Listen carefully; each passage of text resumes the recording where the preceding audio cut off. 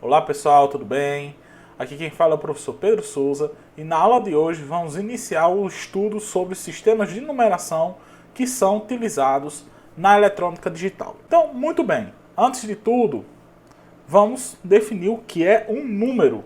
Um número é uma forma de representação de quantidades. Então, por exemplo, como se tinha lá na antiguidade, você tinha os pastores, que eles tinham as ovelhas, eles representavam a quantidade de ovelhas que eles tinham a partir de quantidade de pedrinhas. A quantidade de pedrinhas representava a quantidade de ovelhas. Isso é uma forma de representação de número arcaica, certo? Atualmente, nós temos formas mais avançadas de representação de números. A gente representa números de forma gráfica.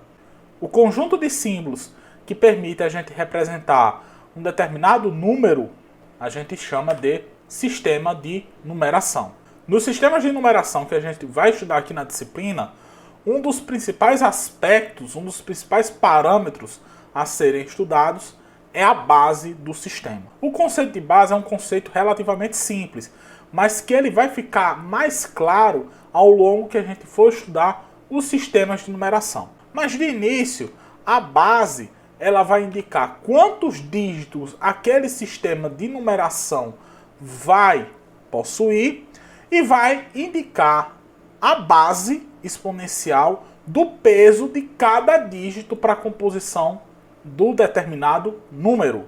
Dependendo da base, nós temos alguns sistemas de numeração possíveis. Em tese, nós temos infinitos sistemas de numeração, mas no campo da eletrônica digital, no campo dos circuitos digitais, existem três sistemas de numeração importantes: o sistema de numeração decimal, o sistema de numeração binário e o sistema de numeração hexadecimal. Todos os sistemas de numeração obedecem uma regra matemática que a gente chama regra geral de formação.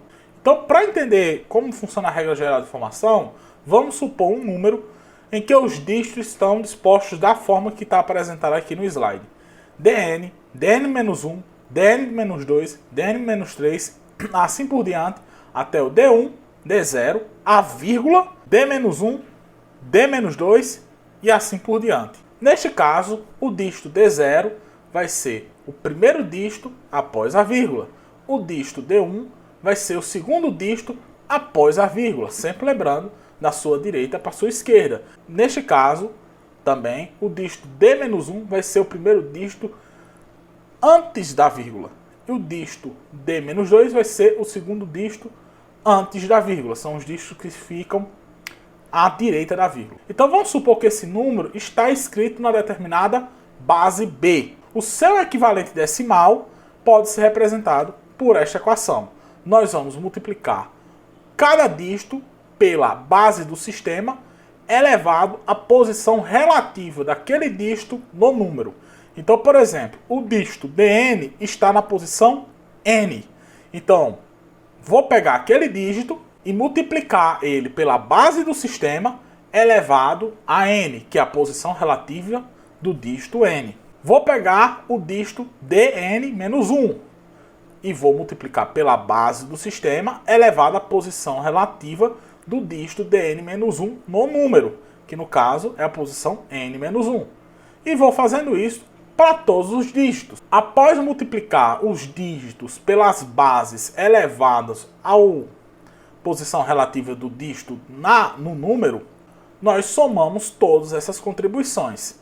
O resultado dessa soma vai ser o equivalente decimal deste número. Para entender melhor esses conceitos, do que é uma base, do que é a regra geral de formação, vamos estudar o exemplo mais simples de um sistema de numeração, que é o sistema decimal.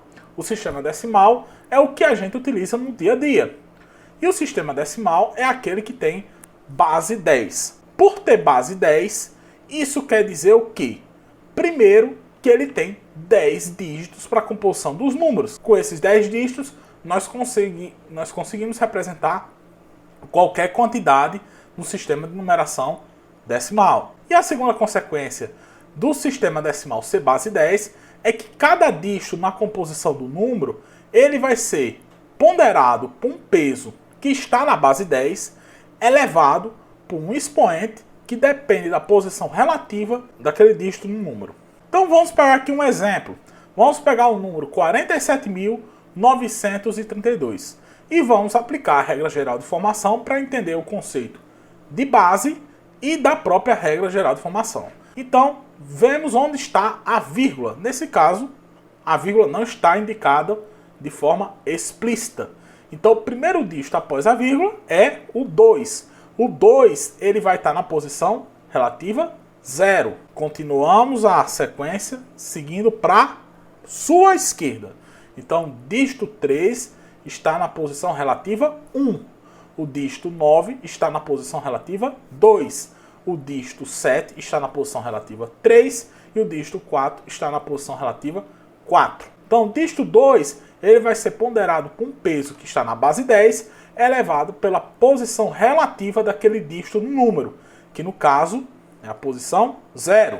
Então, dígito 2 vai ser ponderado por 10 elevado a 0, que é 1. O dígito 3 vai ser ponderado por um peso na base 10, elevado à posição relativa do dígito 3 no número, que é a posição 1.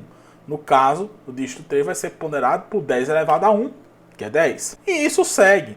No caso, o dígito 9 vai ser ponderado por 10 elevado a 2. O dígito 7 vai ser ponderado por 10 elevado a 3. E o dígito 4 vai ser ponderado por 10 elevado a 4. Aplicando a regra geral de formação, o que a gente vai fazer é multiplicar cada dígito pelo seu peso.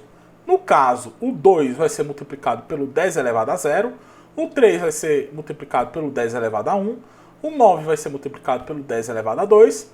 O 7 vai ser multiplicado pelo 10 elevado a 3.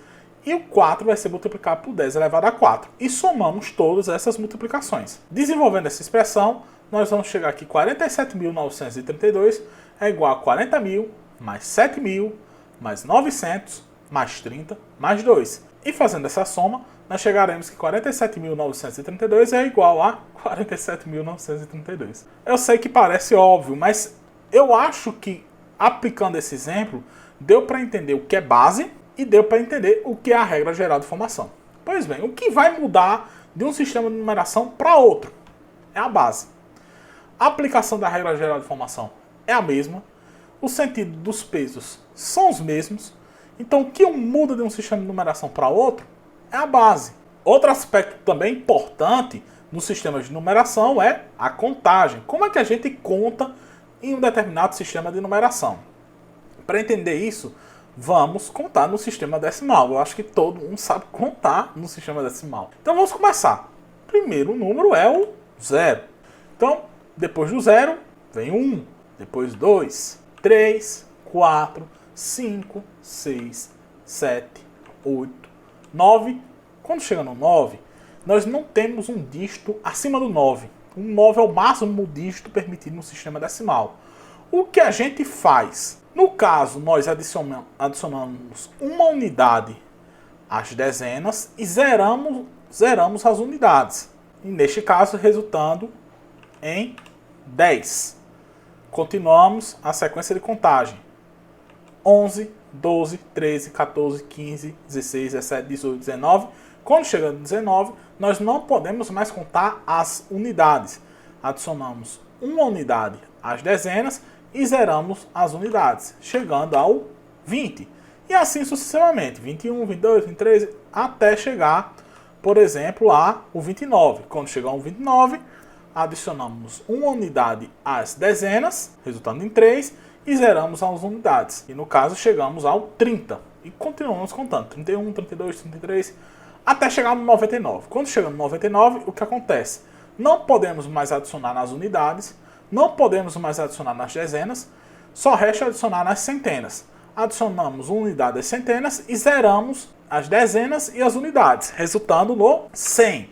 Veja que toda vez que a gente chega numa determinada posição do dígito ao máximo dígito permitido, o que fazemos é adicionar uma unidade ao dígito seguinte e zeramos todos os dígitos anteriores. Outra coisa que também pode se concluir nesse sistema de contagem é que as unidades sempre variam a cada passo de contagem. A cada passo de contagem, você adiciona um valor às unidades. As dezenas elas variam, ou seja, você adiciona um valor a ela a cada 10 contagens. As centenas, elas variam a cada 100 contagens. As unidades de milhar, a cada 1000 contagens, e assim por diante. Outra consequência é que com n dígitos, nós podemos escrever 10 elevado a n números, e o máximo número permitido é 10 elevado a n menos 1. Pois bem, o sistema decimal só é para entender esses conceitos de base e de regra geral de formação. De fato, como a gente viu na aula passada, o sistema de numeração mais utilizado na eletrônica digital é o sistema binário. No sistema binário, nós temos apenas 2 dígitos para representar a informação.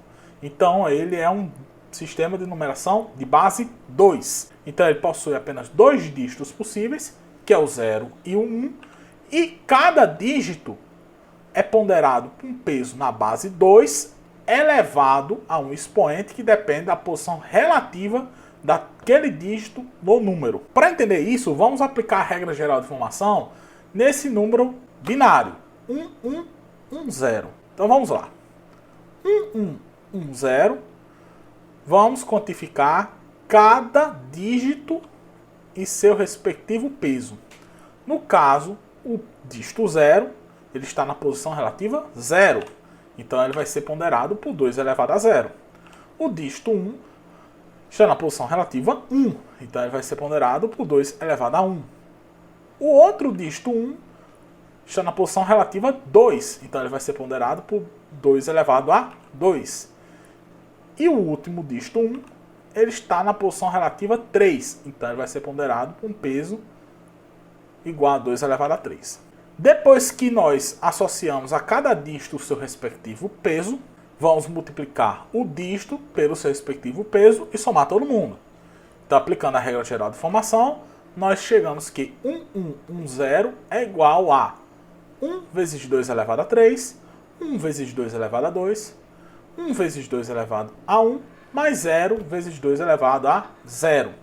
Então, desenvolvendo essa conta, 1 vezes 2 elevado a 3 dá 8, 1 vezes 2 elevado a 2 dá 4, 1 vezes 2 elevado a 1 dá 2, e 0 vezes 2 elevado a 0 dá 0. Realizando a soma, nós chegamos que 1110 vai ser igual a 14. Só que é 14 no sistema decimal, porque a regra geral de formação ela vai nos dar o equivalente decimal de qualquer número escrito em qualquer base. Professor, como é que eu sei que 1110 está na base 2 e não está na base 10? No caso, nós vamos indicar por um subscrito a base do sistema. Então, neste caso, 1110 na base 2 é igual a 14 na base 10. E nós indicamos a base a partir do subscrito. No sistema de numeração binário, em particular, os dígitos eles recebem nomes específicos. O dígito binário ele recebe o nome de bit, que é a abreviação para o inglês de binary digit. O conjunto de 8 bits a gente denomina de byte. Além disso, o sistema de numeração binário ele tem a definição de 2 bits bem importantes, que é o bit menos significativo e o bit mais significativo. Como o nome dá a entender, o bit menos significativo é aquele bit que tem o menor peso para a composição do número. E o bit mais significativo é o bit que tem o maior peso para a composição do número. Então vamos supor o número 1101. Nesse caso aqui, associando os pesos, nós temos os pesos seguintes. O bit 1, ele tem peso 2 elevado a 0, o bit 0 tem peso 2 elevado a 1, e assim sucessivamente até o bit 1, o último bit 1 mais à esquerda, que tem peso 2 elevado a 3. No caso, o bit associado ao peso 2 elevado a 0 vai ser o bit menos significativo, que a gente chama de LSB. E o bit associado ao peso 2 elevado a 3 vai ser o bit mais significativo, que a gente chama de MSB. Esses acrônimos são devido ao inglês. Então, o MSB é o bit mais significativo, que é aquele que tem o maior peso para a composição do número, e o LSB é o bit menos significativo, que é aquele que tem o menor peso para a composição do número. Então é o seguinte, nós seres humanos estamos acostumados ao sistema de numeração decimal. Nós aprendemos a contar no sistema de numeração decimal. Por que a gente utiliza o sistema de numeração binário? Em particular, o sistema de numeração binário ele é utilizado porque o sistema de numeração decimal ele é muito difícil de ser implementado em circuitos digitais. Nós estudamos na aula passada que os números no circuito digital eles devem ser representados como os níveis de tensão, certo? Se nós utilizássemos o sistema de numeração decimal, nós precisaríamos de 10 níveis de tensão para representar os números, porque o sistema decimal tem 10 dígitos. Em contrapartida, o sistema de numeração binário, por ter apenas 2 dígitos, precisa apenas de 2 níveis de tensão. Por isso que ele é mais simples de ser implementado num circuito digital. Além disso, existe uma forte analogia entre o sistema binário e os transistores bipolares de junção. Os transistores bipolares de junção, quando empregados em circuitos digitais, eles operam em duas situações possíveis. Eles funcionam ou como uma chave aberta ou como uma chave fechada. Como nós temos dois níveis possíveis, duas situações possíveis para os transistores bipolares de junção, a associação com o sistema binário é direta.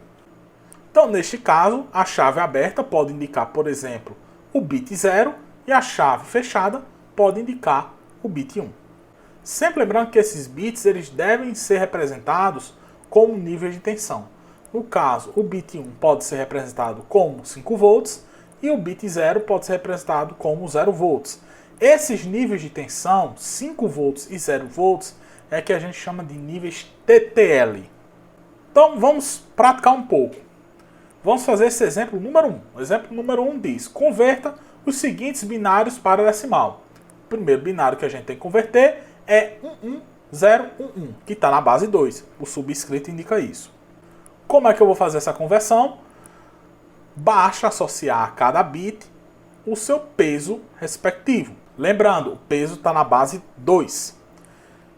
Então, associando cada bit ao seu peso respectivo, temos o primeiro bit, o bit menos significativo, o 1 vai estar associado ao peso 2 elevado a 0.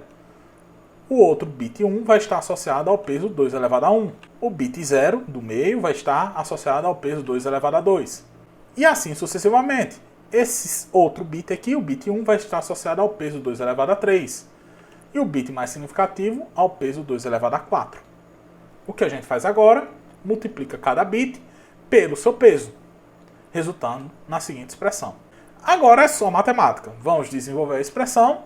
1 vezes 2 elevado a 4 vai dar 16. 1 vezes 2 elevado a 3 dá 8. 0 vezes 2 elevado a 2 dá 0. 1 vezes 2 elevado a 1 dá 2. E 1 vezes 2 elevado a 0 dá 1. Realizando a soma, nós temos que 11011 é 27 em decimal. Temos aqui um segundo exemplo. A única diferença é que esse número binário ele é maior, mas o procedimento é exatamente o mesmo. Então, o primeiro passo é pegar o número binário e associar a cada bit o seu respectivo peso. Vão ser mostrados aqui nos slides a seguir.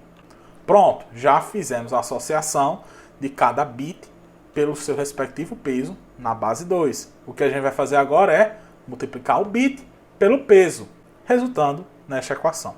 Depois que fizemos isso, é só matemática. Então, no caso, 2 elevado a 7 vezes 1 vai dar 128. 0 vezes 2 elevado a 6 vai dar 0. 1 vezes 2 elevado a 5 vai dar 32. 1 vezes 2 elevado a 4 dá 16. 0 vezes 2 elevado a 3 vai dar 0. 1 vezes 2 elevado a 2 vai dar 4. 0 vezes 2 elevado a 1 vai dar 0. E 1 vezes 2 elevado a 0 vai dar 1. Realizando essa soma, nós temos que 101101101 em decimal vai ser igual a 181.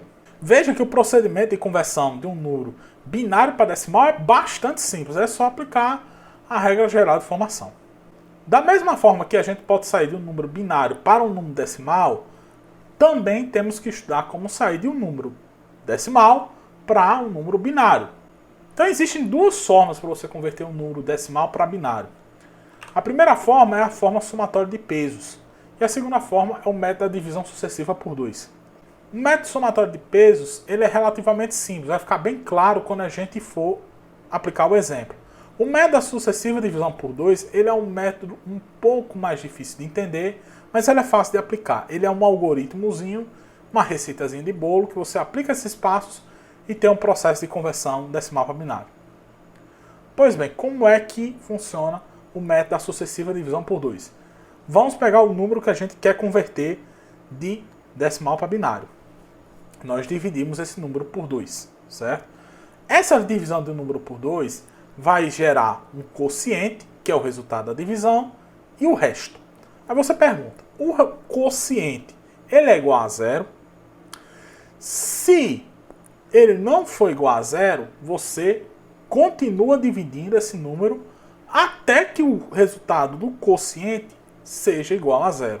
Quando o quociente chegar a 0, o processo de conversão de decimal para binário acabou por ali. Aonde está o número convertido, o número binário equivalente? Está nos restos. No caso, você percorre os restos de trás para frente. Então, o último resto é o bit mais significativo. E o primeiro resto é o bit menos significativo. Então, vamos supor que a gente quer converter 76, que está na base 10, de decimal para binário. Vamos aplicar os dois métodos. O primeiro método é a soma ponderada de pesos. Para aplicar esse método, é útil a gente já conhecer a tabela de exponenciação do 2. Aqui eu coloquei uma versão resumida dela. Como é que a gente aplica esse método? O método das somas ponderadas, ele consiste em escrever o número como uma soma ponderada de pesos na base 2. Ou seja, uma soma ponderada desses números aqui. 1, 2, 4, 8, 16, 32, 64 e 128. Só que existe uma diferença. Os pesos que ponderam cada um desses números ou é 0 ou é 1. Então vamos aplicar o exemplo que fica mais fácil de entender. Vamos pegar o 76. Eu tenho que escrever 76 como uma soma de números na base 2. Então eu pergunto, qual o número mais próximo de 76 que está na base 2, mas que não passa 76? Então eu vejo, qual o número mais perto de 76, mas que não passa 76, que está nessa tabelinha aqui. No caso aqui é o 64, porque o 128 já é acima de 76. Então eu vou pegar 76, vai ser 64, mais o que resta para chegar a 76. Que no caso aqui é o 12. No caso, o 12 ele não é base 2. Então eu vou ter que escrever o 12 como uma soma de números na base 2. Então eu repito o procedimento. Eu pergunto qual é o número mais próximo de 12 na base 2 que não é superior a 12. Neste caso é o 8. Então vou escrever o 12 como sendo 8 mais o que resta para o 12, que no caso aqui é 4. Então neste caso, 76 é 64 mais 8 mais 4. Veja que nesse caso todos os números já são base 2. Então não preciso repetir esse procedimento. O procedimento acaba quando todos os números da soma já são base 2. Tá, mas como daqui eu consigo obter um número binário? Então eu vou pegar cada um desses números na base 2, o 64, o 8 e o 4, e converter ele, reescrever ele, como fosse o 2 elevado a alguma coisa. No caso, o 64 é 2 elevado a 6, o 8 é 2 elevado a 3 e o 4 é 2 elevado a 2. Então, pois bem, o que eu vou fazer aqui é completar com os outros pesos na base 2. No caso, eles vão ser multiplicados por 0. Então, nós vamos ter 1 vezes 2 elevado a 6, mais 0 vezes 2 elevado a 5, porque na composição original do número, nós não temos 2 elevado a 5. Mais 0 vezes 2 elevado a 4, mais 1 vezes 2 elevado a 3, mais 1 vezes 2 elevado a 2, mais 0 vezes 2 elevado a 1, mais 0 vezes 2 elevado a 0. Se você observar muito bem essa última equação, você vai ver que é justamente eu escrever o 76 na regra geral de formação do número binário.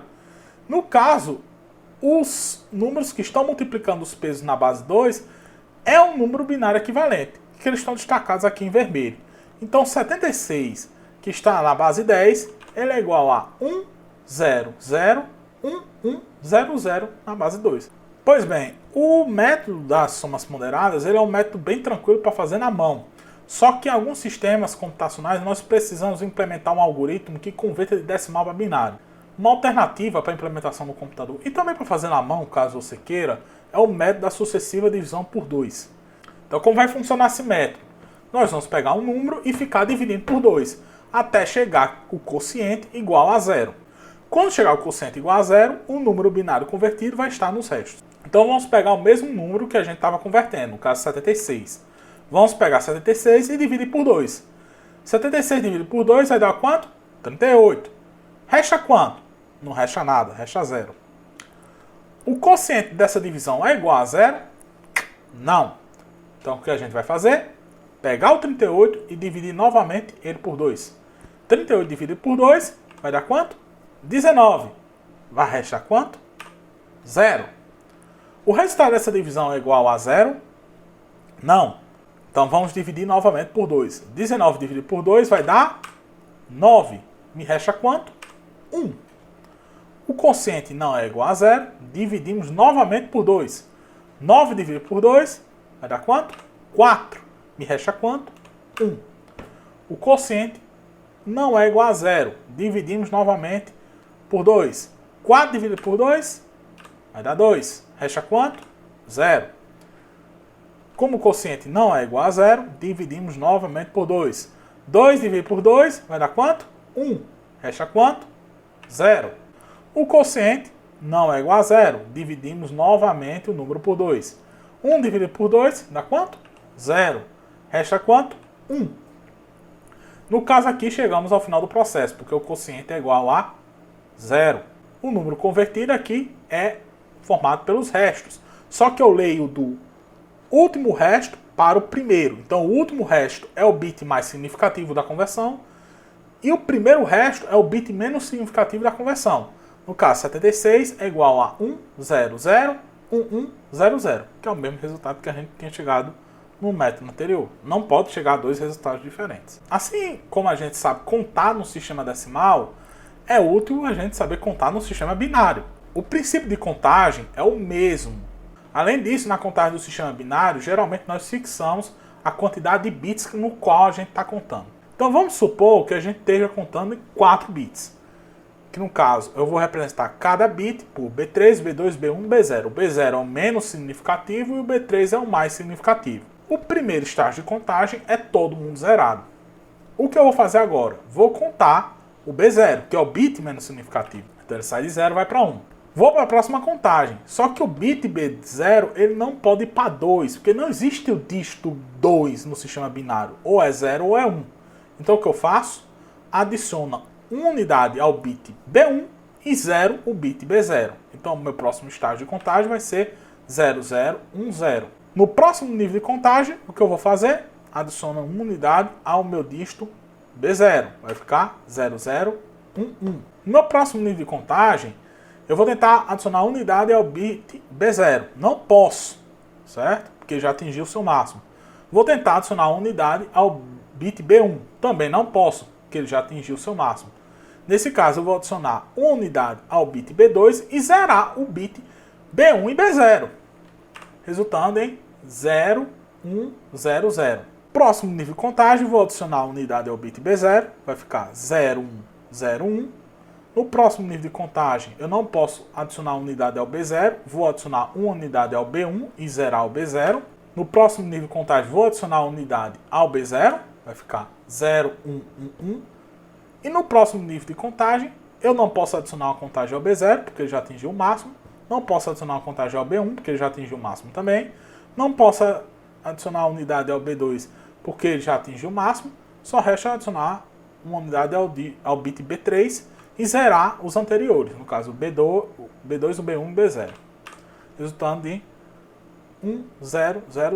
E vamos continuar, né? Depois vem 1001, 1010, 1011, 1100, 1101, 1110 e 1111. Veja que com 4 bits eu posso escrever quantos números? Contando aí vai dar 16.